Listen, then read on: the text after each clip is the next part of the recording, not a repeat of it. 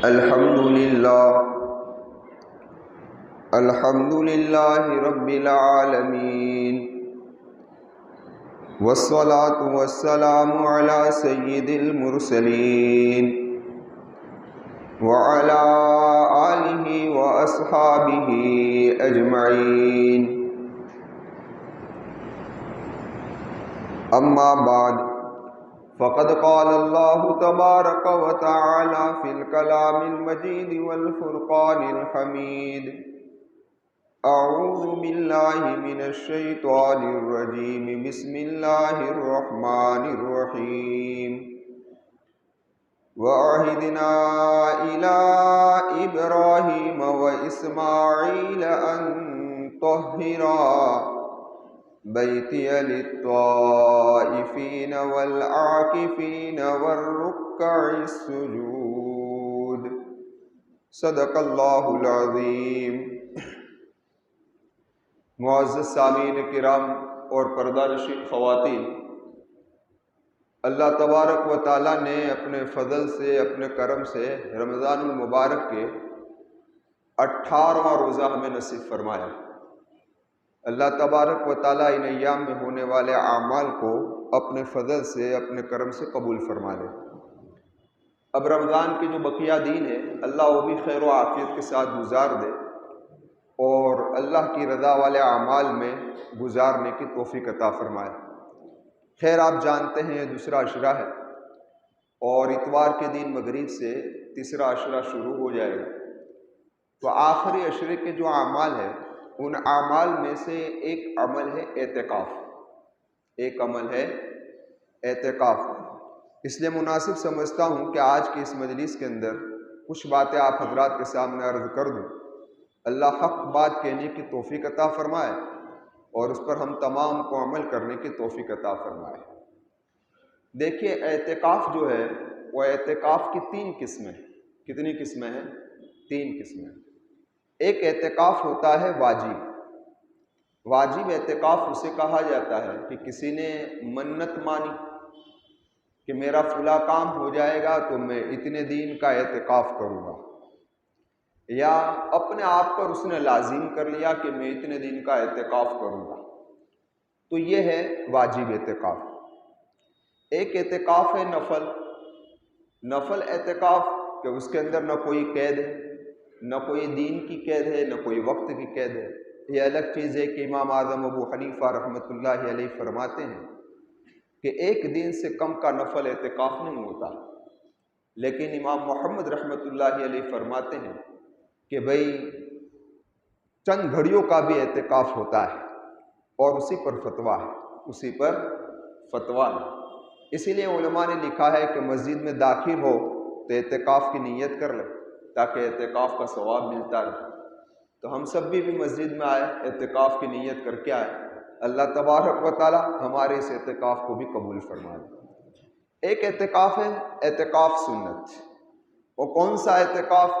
تو کہ وہ اعتکاف رمضان کی 21ویں شب سے شروع ہوتا ہے، 21ویں رات سے، یعنی 20ویں روزے کی مغرب جب آ جائے تو اس سے یہ اعتکاف شروع ہوتا ہے، اور جب عید کا چاند نظر آئے، چاہے 29 کو آئے چاہے 30 کو آئے، جیسا چاند نظر آیا اعتکاف کیا ہو گیا بھائی؟ ختم ہو گیا۔ تو یہ اعتکاف ہے اعتکاف سنت۔ اب ذرا دیکھیں، آج کی اس مجلس میں جو مجھے بات کرنی ہے وہ اعتکاف سنت کے متعلق کچھ بات عرض کرنی ہے۔ اعتکاف سنت کیوں؟ کیونکہ نبی کریم صلی اللہ علیہ وسلم نے اس پر بڑا اہتمام فرمایا ہے۔ روایتوں پر غور و فکر کرنے سے یہ بات واضح ہوتی ہے کہ اللہ کے محبوب صلی اللہ علیہ وسلم نے 1 مہینہ پورا بھی رمضان کا اعتکاف کیا ہے۔ یہ بھی ثابت ہو رہا ہے کہ اللہ کے محبوب صلی اللہ علیہ وسلم نے 20 روز یعنی رمضان کے 20 دن بھی اعتکاف کیا ہے، اور یہ بھی ثابت ہو رہا ہے کہ اللہ کے محبوب صلی اللہ علیہ وسلم نے رمضان کے آخری عشرے کا اعتکاف بھی کیا ہے۔ اب یہ پورا مہینہ 20 دن اور 10 دن یہ جو ہے نا کس وجہ سے ہوا اس کو سمجھیے۔ دراصل اللہ کے محبوب صلی اللہ علیہ وسلم نے جو رمضان کا اعتکاف کیا تھا وہ شب قدر کی تلاش میں کیا تھا۔ کس کی تلاش میں؟ شب قدر کی تلاش میں کیا تھا۔ اس لیے اللہ کے محبوب صلی اللہ علیہ وسلم نے جب پورے رمضان کا اعتکاف کر لیا تو پہلے 10 دن میں شب قدر نہیں، دوسرے 10 دن میں شب قدر نہیں، آخری عشرے میں شب قدر آپ کو دکھائی گئی۔ سمجھ میں آئے گا؟ اس لیے جب 20 دن کا اعتکاف ہوا تو آپ نے صحابہ سے کہا کہ بھائی میں نے جو یہ اعتکاف کیا تھا وہ شب قدر کی تلاش کے لیے کیا تھا، لیکن 20 دن میں کہیں بھی مجھے شب قدر نظر آئی نہیں ہے، لہذا اگر کوئی میرے ساتھ آخری عشرے میں بیٹھنا چاہے تو بیٹھ سکتا ہے، اور جو اگر چھوڑنا چاہے تو چھوڑ سکتا ہے۔ لہذا اللہ کے محبوب صلی اللہ علیہ وسلم نے آخری عشرے کے اندر شب قدر کو پایا۔ سمجھ میں آئی بات؟ تو اس لیے آپ کا زندگی بھر کا معمول یہ رہا کہ آپ آخری عشرے میں اعتکاف کرتے تھے۔ ایک اب رہا مسئلہ 20 دن کا، تو 20 دن کی وجہ کیا ہوئی وہ بھی سن لو۔ دراصل اللہ کے محبوب صلی اللہ علیہ وسلم نے سنت اعتکاف کا اہتمام تھا آخری 10 روز کا، کسی وجہ سے اللہ کے محبوب 1 سال رمضان کے آخری عشرے کا اعتکاف نہ کر سکے، اس وجہ سے اللہ کے محبوب صلی اللہ علیہ وسلم نے اس کی قضا کی 1 مرتبہ شوال میں۔ اس 10 روز کی قضا کہاں کی؟ شوال کے اندر روزے بھی 10 رکھے اور اعتکاف بھی 10 دن شوال کے اندر بیٹھے، جیسا روایت سے پتہ چلتا ہے۔ اور 1 مرتبہ اللہ کے محبوب صلی اللہ علیہ وسلم سفر میں تھے، سفر کی وجہ سے آخری عشرے کا اعتکاف کر نہ سکے، جس کی وجہ سے اس کے بعد والے سال میں میرے آقا و مولا محمد رسول اللہ صلی اللہ علیہ وسلم نے 20 دن کا اعتکاف کیا۔ کتنے دن کا اعتکاف کیا؟ یہ سال کے 10 دن اور جو گزشتہ سال کے 10 دن۔ تو اس طریقے سے نبی کریم صلی اللہ علیہ وسلم نے اعتکاف کتنے دن کا کیا؟ 20 دن کا۔ لیکن ماں عائشہ صدیقہ رضی اللہ تعالی عنہ فرماتی ہے اللہ کے محبوب صلی اللہ علیہ وسلم جب تک حیات رہے موت تک رمضان کے آخری عشرے کا اعتکاف کرتے رہے۔ تو اس سے بڑی فضیلت ہو، اور اس سے بڑی فضیلت کی دلیل دینے کے لیے اب کوئی ثبوت چاہیے نہیں ہے نا بھائی یہی اس کی فضیلت کے لیے کافی ہے کہ جس چیز کا نبی اہتمام کرے اس سے بہتر اور کوئی دلیل ہو سکتی نہیں۔ اسی لیے حضرت عبداللہ بن عمر رضی اللہ تعالیٰ عنہ سے روایت کرنے والے نافع فرماتے ہیں کہ حضرت عبداللہ ابن عمر رضی اللہ تعالیٰ عنہما نے فرمایا کہ اللہ کے محبوب صلی اللہ علیہ وسلم رمضان کے آخری عشرے کا اعتکاف کرتے تھے۔ پھر حضرت نافع نے فرمایا کہ ابن عمر مجھے مسجد نبوی کے اندر لے گئے، اور لے جانے کے بعد مجھے وہ جگہ بھی بتائی کہ اس جگہ پر محمد رسول اللہ اعتکاف کرتے تھے، اس جگہ پر اللہ کے محبوب کیا کرتے تھے؟ اعتکاف کرتے تھے۔ امام نافع فرماتے وہ جگہ کون سی تھی کہ ستون ابی لبابہ کے پیچھے، ستون ابی لبابہ کے پیچھے مسجد نبوی جو پرانی مسجد نبوی ہے اس کے اندر کچھ ستون ہے، اس میں ایک ستون توبہ ہے، اسی کا نام ستون ابی لبابہ ہے۔ اسی ستون پر یعنی اسی جگہ پر حضرت ابو لبابہ رضی اللہ تعالیٰ عنہ کی توبہ قبول ہوئی تھی، اس لیے اس ستون کا نام ہی رکھ دیا ستون ابی لبابہ۔ اس کے پیچھے کا مطلب یہ ہے کہ آپ روضہ اقدس کی جو جالی ہے وہاں بھی ستون ہے، تو جہاں نبی کریم صلی اللہ علیہ وسلم کا بستر لگا ہوا رہتا تھا وہاں بھی آج ایک ستون بنا دیا گیا ہے، اور اس ستون کے اوپر لکھا ہے ستون السریر۔ کیا لکھا ہے؟ ستون السریر۔ اسی لیے حضرت امام نافع فرماتے ہیں کہ عبداللہ بن عمر نے فرمایا ہم اللہ کے محبوب صلی اللہ علیہ وسلم کے لیے اس جگہ پر بستر بچھا دیتے تھے یا 4 پائی لگا دیتے تھے۔ تو 2 چیز سامنے آئی، ایک بستر لگانا اور دوسرا 4 پائی۔ اسی لیے اگر کوئی اعتکاف کرنے والا مسجد کے اندر پلنگ بچھا دے تو کوئی حرج ہے نہیں۔ سمجھ میں آئی بات؟ کوئی حرج نہیں ہے۔ اب ذرا دیکھیں، لیکن چند دن رہنا ہے تو یہ سادگی کے دن ہے، اب اس کے اندر اتنا اہتمام کرنے کی کوئی ضرورت ہے نہیں، اس لیے ہمیں تو یہی چاہیے کہ معمولی سا بستر بچھا دے اور اسی پر 10 دن گزار دے، ہمیں کوئی یہاں 4 پائی لانے کی ضرورت ہے نہیں۔ لیکن اللہ کے محبوب نبی تھے۔ اللہ کے محبوب کون تھے بھائی؟ نبی تھے۔ اور آپ کی تعلیم قیامت تک رہنے والی تھی، اور آپ امت پر بڑے مشفق تھے، اس لیے اللہ کے محبوب نے 4 پائی بھی بچھائی تاکہ مستقبل میں قیامت تک میرے کسی امتی کو عذر پیش آ جائے اور وہ نیچے سونے پر مجبور ہو تو وہ 4 پائی بچھاوے تو کوئی اس پر اعتراض کرے، کوئی اس پر اعتراض نہ کرے۔ اس لیے اللہ کے محبوب صلی اللہ علیہ وسلم کا یہ عمل تھا۔ خیر، تو میں عرض یہ کر رہا تھا، اعتکاف کرنے والا جو مسجد میں آ کر اپنے آپ کو بٹھاتا ہے نا، وہ دراصل ایسا ہے جیسا ایک مثال کے ذریعے سے سمجھیے کہ ایک بچہ ہے اور اس کی والدہ اس سے ناراض ہو گئی ہے کہ جس کی وجہ سے بچے کو اپنے گھر سے باہر نکل دیا۔ اب بچہ ادھر ادھر بھٹک رہا ہے، کوئی رہنے کی جگہ نہیں مل رہی ہے، واپس اپنے گھر کے دروازے پر آیا تو دروازہ اس نے بند پایا۔ اب دروازہ کھٹکھٹا رہا ہے لیکن ماں نہیں کھول رہی ہے، لیکن سونے کا وقت آیا، نیند کا غلبہ آ گیا تو وہی اپنی اسی دہلیز پر وہ سو گیا۔ اب ماں کو اندر جب پتہ چلتا ہے کہ میرا بیٹا باہر سویا ہوا ہے تو ماں کی بھی ایک ممتا ہوتی ہے، تو ماں بے چین ہو کر باہر آتی ہے، بچے کو اٹھا کر آغوش میں لے لیتی ہے۔ اسی طریقے سے یہ اعتکاف کرنے والا در در کی ٹھوکریں کھا کر بھٹکتا آخرکار اللہ کے در پر آ جاتا ہے، اللہ کے ڈر کی وجہ سے اس کے در پر آ جاتا ہے اور اللہ سے مانگتا ہے تو اللہ تبارک و تعالیٰ کو بھی رحم آ جاتا ہے اور اسے اپنے آغوش کے اندر کیا کر لیتا ہے بھائی۔ اسی لیے کیا یا ایھا الناس انتم الفقراء الی اللہ واللہ هو الغنی الحمید، اے سارے لوگوں تم فقیر ہو اور اللہ بے نیاز ہے۔ ہم سب محتاج ہیں، کوئی روٹی کا محتاج، کوئی بوٹی کا محتاج، کوئی کپڑے کا محتاج، کھانے کا محتاج، پینے کا محتاج، مکان کا محتاج، بیوی کا محتاج، اولاد کا محتاج، ہر اعتبار سے ہم محتاج ہیں۔ ہماری محتاجگی اگر کہیں دور ہو سکتی ہے تو وہ صرف اللہ وحدہ لا شریک لہ ہی کے پاس دور ہو سکتی ہے، ورنہ ہماری ساری عبادتیں غرض والی ہے، ہماری نماز غرض والی، ہمارا روزہ غرض والا، ہماری تراویح غرض والی، ہمارا ہر عمل غرض والا ہے۔ اگر ہمیں یہ چاہیے کہ ہم سارے ان اعمال کو اللہ کی رضا والا بنائیں، سمجھ میں آئی بات؟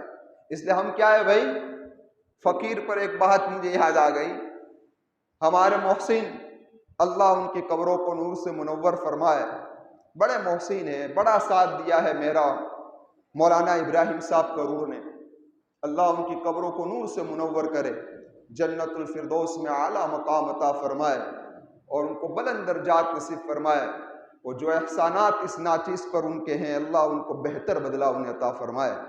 وہ مجھے ایک مرتبہ یہ کہہ رہے تھے کہ مولانا میں ایک جگہ دیہات کے اندر عمل کرنے کے لیے گیا۔ کیا کرنے کے لیے گیا؟ عامل تھے، عمل کرنے کے لیے میں گیا، رات کا وقت ہو گیا۔ اور آپ جانتے ہیں کہ دیہات میں تو کوئی ہوٹلیں ہوتی نہیں ہیں، ہوٹلیں ہوتی ہے نہیں ہوتی، رات کا وقت ہو گیا تو مجھے صاحب مکان یہ کہنے لگا کہ مولانا آپ کھانا کھا کر جائیے، تو میں نے بھی تسلیم کر لیا، اس وجہ سے کہ کھانے کا بھی دیہات میں تو کہیں ملے گا نہیں تو بہتر ہے کہ قبول کر لیا جائے، تو میں نے ہاں کہہ دی۔ اب کہ رات کا وقت تھا، کہ تھوڑی دیر ہوئی ہے کہ تھوڑی دیر میں اس نے دسترخوان لگا دیا، حالانکہ پہلے سے کوئی نظام بنا ہوا نہیں، پہلے سے کوئی نظام، پہلے نہ میں نے ان کو اطلاع کی تھی نہ انہوں نے میرے لیے کھانے کا نظام بنایا تھا، اچانک ہوا، یہ سب اچانک ہو گیا۔ تو تھوڑی دیر میں کہا مولانا کھانے کا تیار ہو گیا، ٹھیک ہے۔ میں دسترخوان پر بیٹھا تو مختلف قسم کے کھانے لگے ہوئے تھے، تو میں سوچ میں پڑ گیا کہ کوئی سٹی بھی نہیں ہے، اگر سٹی ہو تو سمجھ میں آئے کہ مختلف ہوٹلوں سے کھانا لیا ہوگا، لیکن یہ تو دیہات ہے اور اتنی قسم کے کھانے، تو میں نے کھانا کھا لیا۔ اس کے بعد میں نے کہا کہ حضرت یہ فلسفہ سمجھائیے کہ اتنے کھانے کم وقت کے اندر دسترخوان پر کس طریقے سے لگ گئے؟ تو کہنے لگا مولانا ہم فقیر ہیں، مولانا ہم فقیر ہیں، فقیر کا کام ہے مانگنا۔ آپ نے کہا ہے کھانا ہے تو میں چند گھروں میں مانگ کر آ گیا، میں چند گھروں سے مانگ کر آ گیا، تو ہر گھر پر مختلف کھانا بنا تھا، میں نے آپ کے دسترخوان پر پیش کر دیا۔ تو میں عرض یہ کر رہا تھا، اللہ کہہ رہا ہے کہ یا ایھا الناس انتم الفقراء، تم فقیر ہو. تو فقیر کا کام کیا ہے؟ فقیر کا کام کیا ہے بھائی؟ مانگنا. تو ہمیں اللہ تبارک و تعالیٰ سے کیا ہے بھائی؟ مانگنا ہے. اسی لیے اعتکاف کرنے والا جب اللہ تبارک و تعالیٰ کے گھر کے اندر آتا ہے تو وہ اپنے دامن کو پھیلا دیتا ہے کہ اللہ میں آج تیرے پاس آیا ہوں، مانگنے کے لیے آیا ہوں. کیا کرنے کے لیے آیا ہوں؟ تجھے منانے کے لیے آیا ہوں.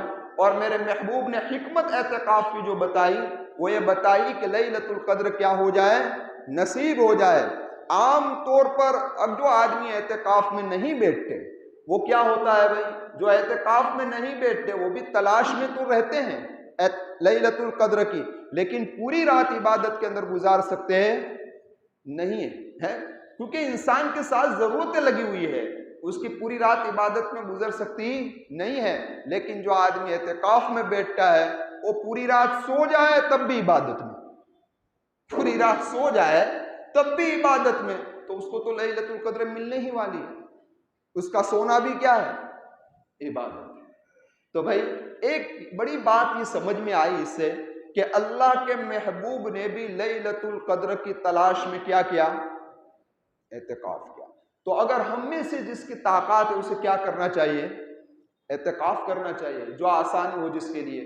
لیکن جس کے لیے آسانی نہیں ہے اس کو ضرور آخری عشرے میں لیلۃ القدر کی تلاش کرنی چاہیے. کرنی چاہیے یا نہیں کرنی چاہیے؟ کیوں کرنی چاہیے؟ اس بنا پر کرنی چاہیے کہ لیلۃ القدر کی جو فضیلت ہے نا، کتنے سال کی فضیلت؟ 83 سال عبادت کا ثواب. کتنے سال؟ 83 سال عبادت کا ثواب. تو کون دے گا مجھے اور آپ کو؟ ایک رات کوئی عبادت کر لے تو کون اتنا سارا عبادت کا ثواب ہمیں دے گا؟ ہے کوئی دینے والا بھائی؟ کوئی نہیں دینے والا ہے. لیکن آج ہمیں یہ سمجھ میں نہیں آ رہا ہے. نہ آنے کی وجہ کیونکہ ساری چیزیں پردے کے پیچھے ہیں.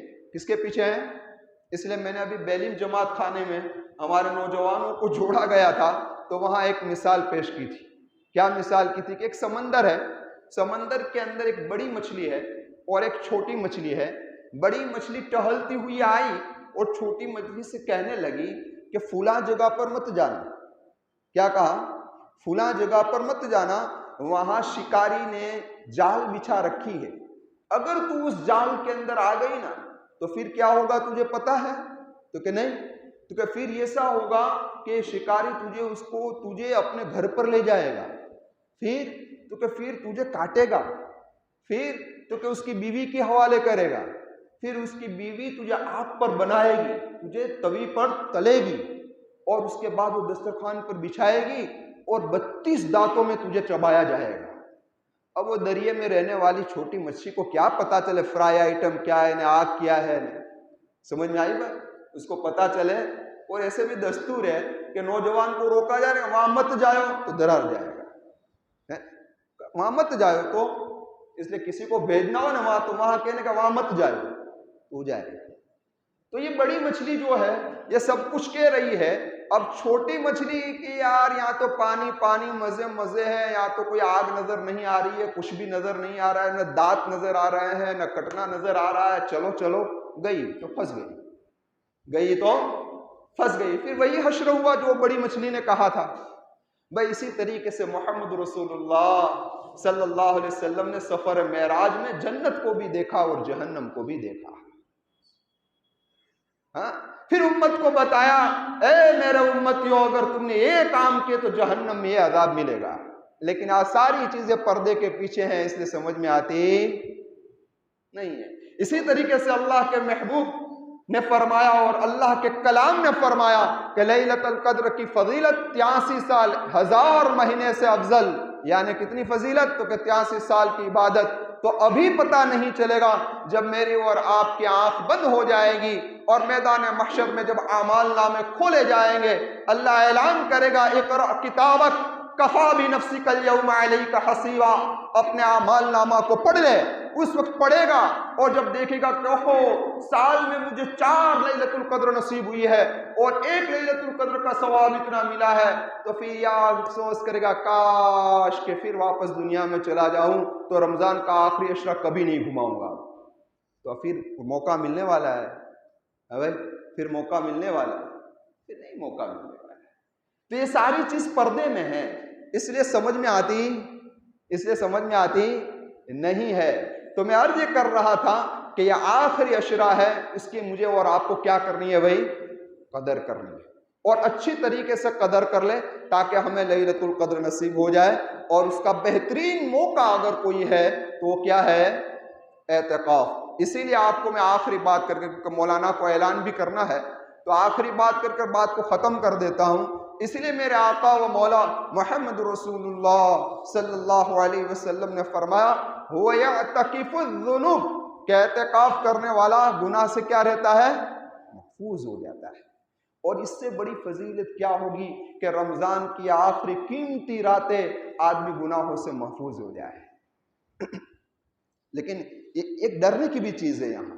ڈرنے کی چیز یہ ہے کہ مسجد کے اندر آنے کا مقصد یہ ہے کہ آدمی گناہ سے محفوظ ہو جائے، لیکن اس کے باوجود مسجد میں آ کر کوئی گناہ کرے تو اس سے بڑا احمق اور بے وقوف بھی۔ آپ کہیں گے مولانا کوئی مسجد میں بھی گناہ کر سکتا ہے؟ ابھی ہمارے حافظ حسین صاحب نے مجھے ایک کلپ بھیجی تھی، تراویح چل رہی ہے، پیچھے نوجوان مسجد کے اندر موبائل میں IPL دیکھ رہے تھے۔ کیا دیکھ رہے تھے؟ IPL دیکھ رہے تھے۔ اب ذرا سمجھ میں آئی بات؟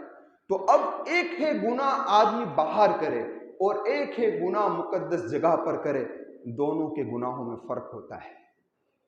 تو جو اعتکاف میں بیٹھنے والے ہیں ان سے بھی میری گزارش ہے کہ ہم مسجد کے احاطے میں مسجد کے آداب کا بھی خیال رکھیں، اور خاص طور پر یہ خیال رکھیں کہ مسجد کے اندر کوئی گناہ نہ ہو۔ آپ بیٹھے ہیں، آپ کے پاس کوئی ملنے کے لیے آیا تو آپ غیبت میں لگ گئے، بہتان میں لگ گئے، تو یہ تو بہت بڑا جرم عظیم ہے، بہت بڑا جرم عظیم ہے۔ تو اس لیے اعتکاف کرنے والے کے بارے میں اللہ کے محبوب نے فرمایا وہ ہماری قلعے کے اندر آ گیا تو گناہوں سے محفوظ ہونا اس کے لیے کیا ہو جاتا ہے بھائی؟ آسان ہو جاتا ہے۔ اسی لیے ابو الحسن خرقانی رحمت اللہ علیہ فرماتے ہیں کہ جس نے ایک دن ایسا گزارا کہ اس کے اندر کوئی گناہ نہیں کیا تو گویا اس نے وہ دن نبی کی صحبت کے اندر گزارا۔ کس کے ساتھ گزارا؟ انبیاء کی صحبت میں گزارا۔ کتنا بڑا! اور جو آدمی جتنا گناہوں سے بچے گا نا، اللہ تبارک و تعالیٰ اس قدر ہی اس کے اندر ایسی طاقت عطا فرمائے گا کہ جس کی وجہ سے اعمال صالحہ اور نیک اعمال کا کرنا کیا ہو جاتا ہے؟ آسان ہو جاتا ہے۔ اسی لیے محدثین اور مفسرین نے یہ بات نقل فرمائی ہے کہ روزہ جس طریقے سے تقویٰ کا ذریعہ ہے، اسی طریقے سے اعتکاف بھی تقویٰ کا ذریعہ ہے، کہ اس کے ذریعے سے انسان کے اندر کیا پیدا ہوتا ہے؟ تقویٰ پیدا